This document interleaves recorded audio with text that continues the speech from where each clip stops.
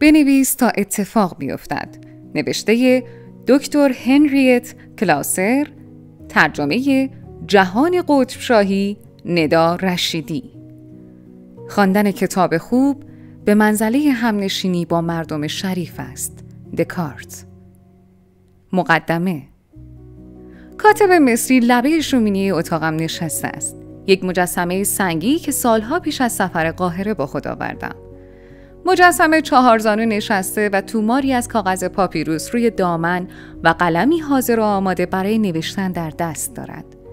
چشمانش با آینده‌گری به دوردست خیره شده، گویی آینده را می‌بیند. این مجسمه نماد موضوعی است که این کتاب به آن می‌پردازد. در نظر مردمان مصر باستان هر آنچه نوشته می‌شد حقیقت پیدا می‌کرد. بزرگ فکر کنید، کارساز خواهد شد. در دهه‌های 1920 و 1930 کتاب‌های بسیاری با عنوان پیروزی و موفقیت به چاپ رسیده است. شگفتی‌های علم تفکر در کتبی همچون بیاندیشید تا ثروتمند شوید اثر ناپل اون هیل، جادوی باور نوشته کلود امبریستول، بشر متفکر نوشته جیمز آلن و در دهه 50 جادوی فکر بزرگ اثر دیوید جی شوارتز به خوبی دیده می شود. همه این کتاب ها چاپ شده و بعد از 60-70 سال هنوز در کتاب فروشی ها موجود است و خرید و فروش می شود. علیرغم اینکه زبان این کتاب ها کهنه و مثال هایشان نامأنوس است و جنسیت گرایی وقیحانه‌ای در آن موج می‌زند، اما هنوز هم برای مخاطب امروزی جذابیت دارد. کتاب کوچک مؤثر است در سال 1926 به قلم R.H.J. نوشته شده که تا به حال 1 میلیون نسخه از آن به فروش رسیده است.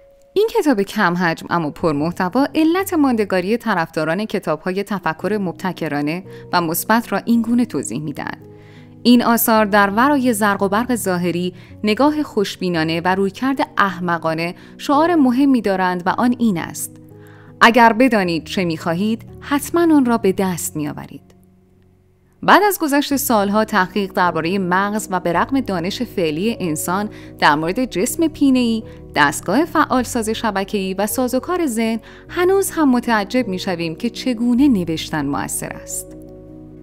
بنویس تا اتفاق بیفتد هم احساس شگفتیتان را برمی‌انگیزد و هم ریشه در یک حقیقت علمی دارد. تعیین هدف، تمرکز روی نتیجه کار و داشتن تصویری روشن از آنچه در زندگی می‌خواهید می‌تواند به رویاهای شما جامه عمل بپوشاند.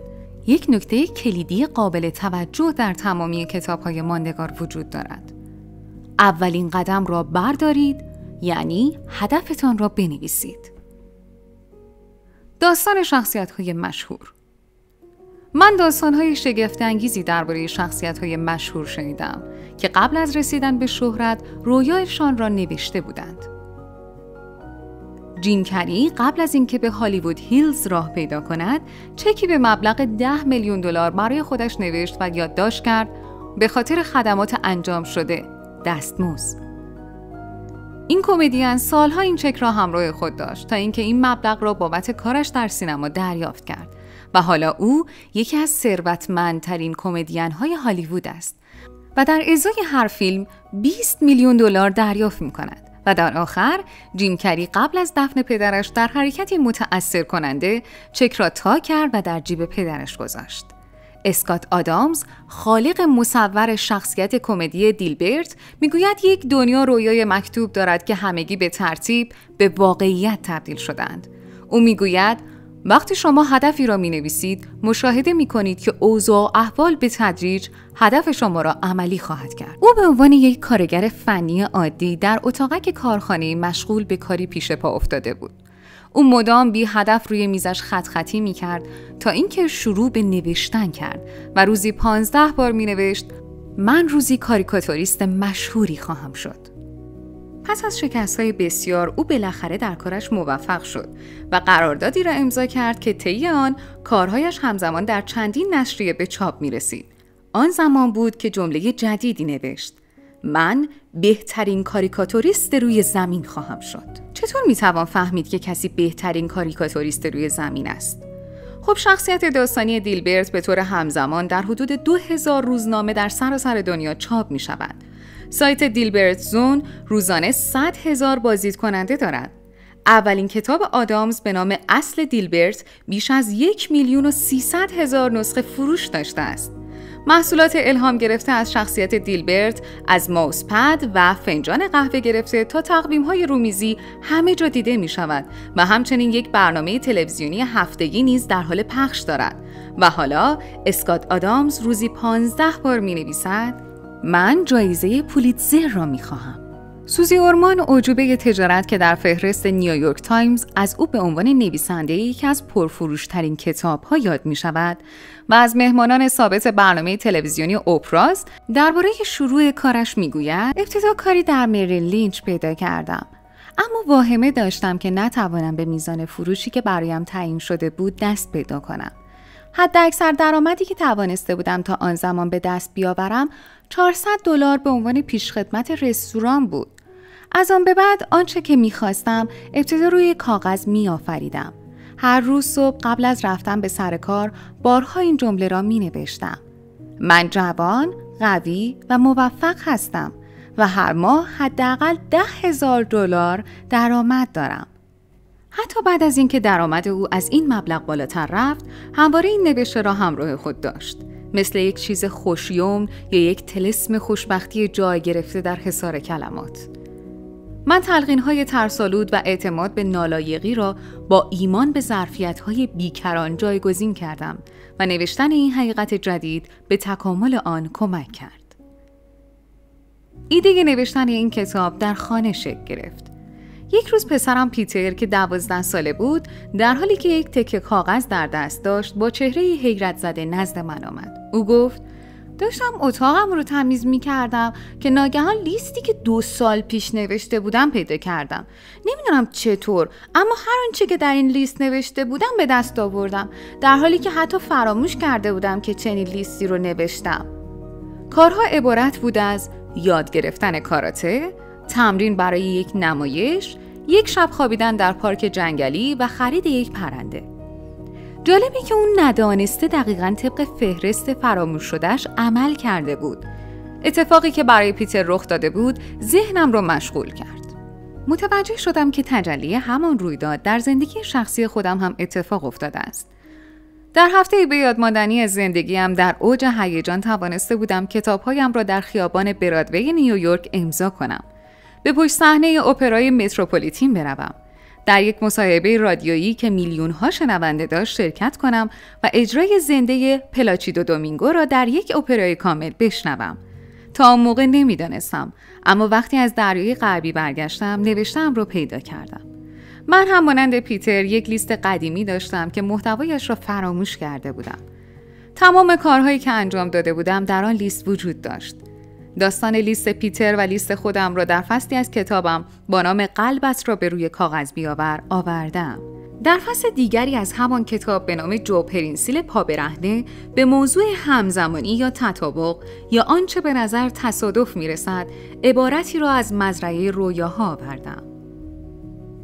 اگر آن را بسازی خواهد آمد. زمانی که قبل از وقوع آن را می‌سازید، در حقیقت با ایمان و اعتقادتان جلو می‌روید. همانطور که نوشتن آن به شما تلقین می‌کند که ایمان دارید و به آن دست پیدا می‌کنید.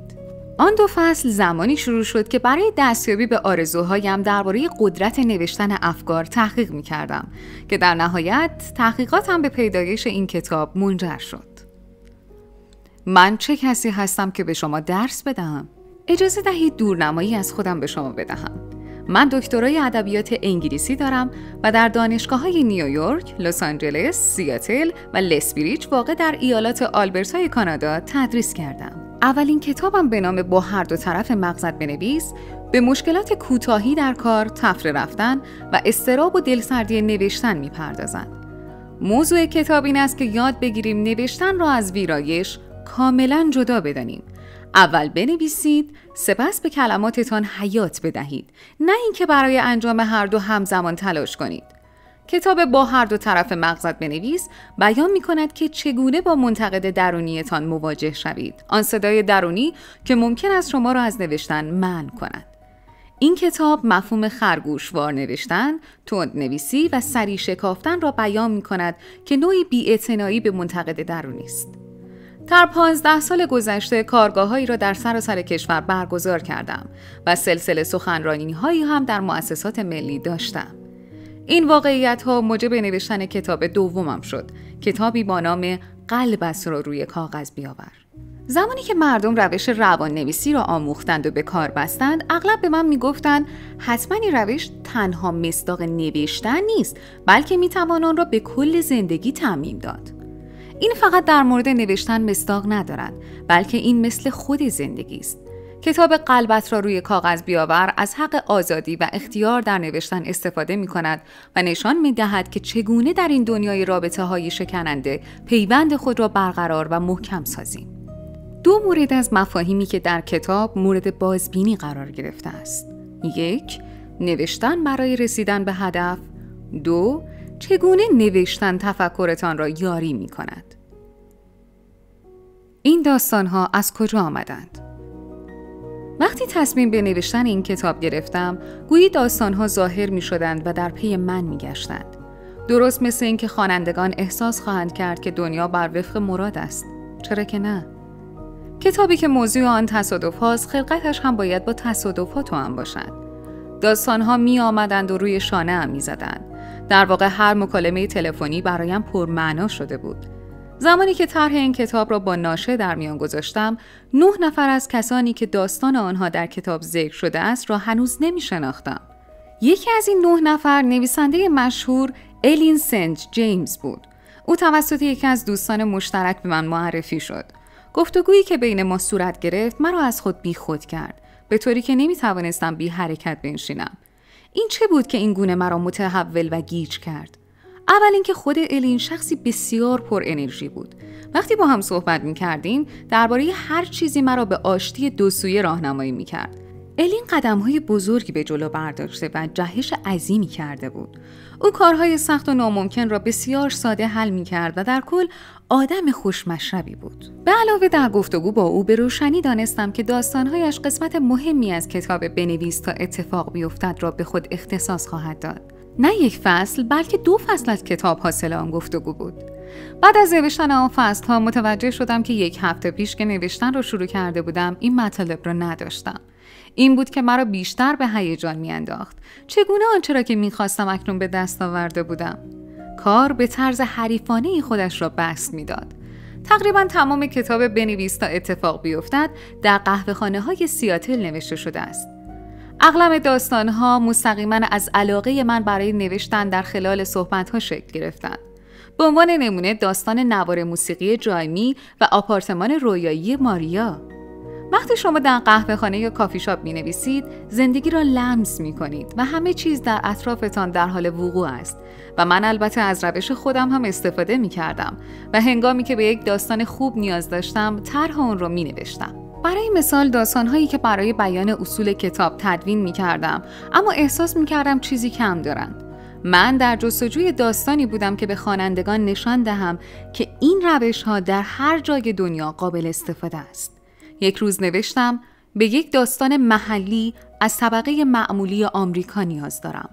می‌خواهم خوانندگان بدانند که این روش‌ها برای همه، اعم از ساکنین شهرهای بزرگ یا کوچک کاربرد دارد. 2 روز بعد تلفن دفترم زنگ خورد. زنی به نام ماریان از شهر ولز در ایالت نوادا پشت خط بود. او سایر کتاب‌هایم را خوانده بود و می‌خواست بداند که آیا قصد دارم برای برگزاری کلاس کارگاهی به نوادا بروم. ما مشغول صحبت شدیم و او داستان جالبی درباره یک رویای غیر ممکن تعریف کرد که هنوز هم باور نمی‌کرد تحقق پیدا کرده است. و نکته جالب این که قبل از اینکه پیش بیاید این واقعه را نوشته بود. داستان تکان دهنده ماریان شالوده فصل 14 را تشکیل داد. چگونه با این کتاب خوب بگیریم؟ بعضی از مردم کارهای روزمره را در دفتر خاطرات و بعضی دیگر روی دستمال، پشت پاکت‌ها و یا کاغذهای جدا شده از دفتر یا هر تکه کاغذی که دم دست باشد می‌نویسند. نگران نوشتن روی دفتر یا کاغذ باطله نباشید. هر نوع کاغذی، خطدار یا بیخط، مرغوب یا نامرغوب، دفتر یادداشت یا کاغذی جدا شده و یا هر نوع خودکار یا مدادی با هر رنگ جوهری برای این کار مناسب است. تنها قانون من این است که زمان یادداشت کردن تاریخ بزنید. هر لباسی که می‌خواهید بپوشید. برای نوع لباس هیچ قاعده‌ای وجود ندارد.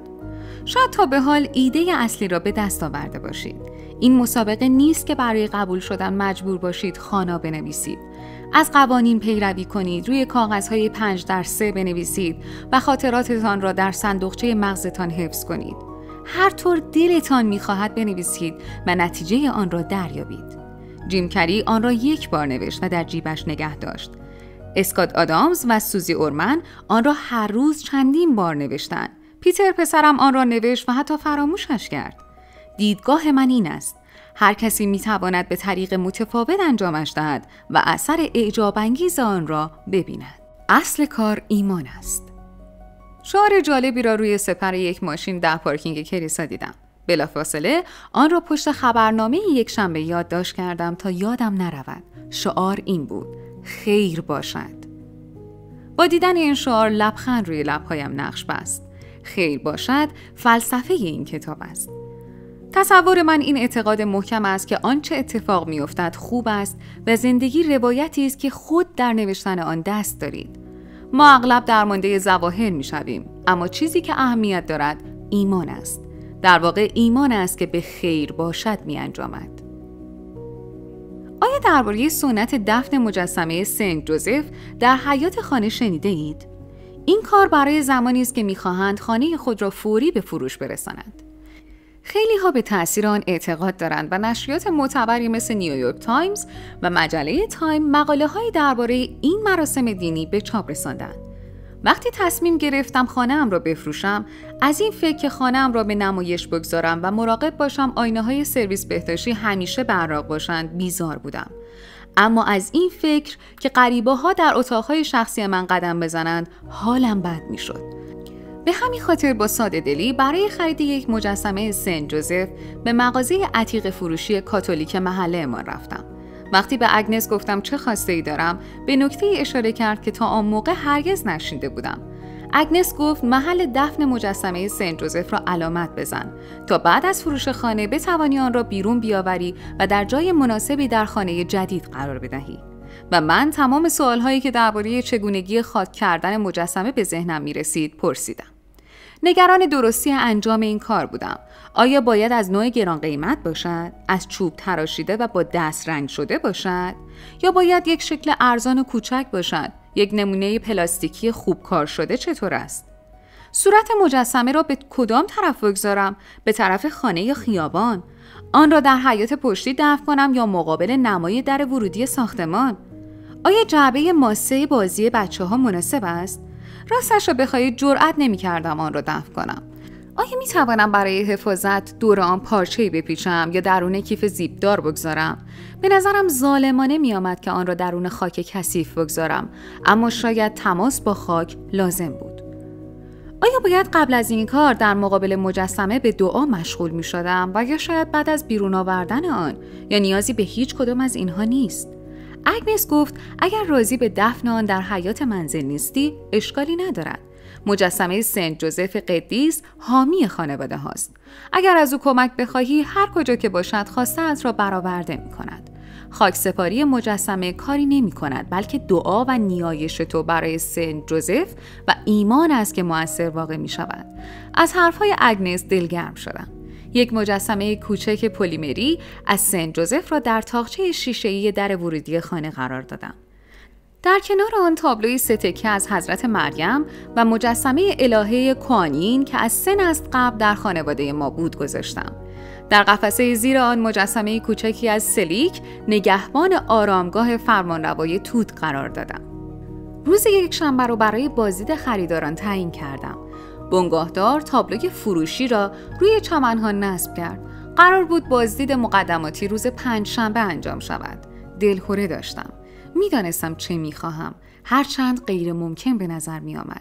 میخواستم خانه‌ام را زود به فروش برسانم بدون آنکه آن را برای فروش به نمایش بگذارم.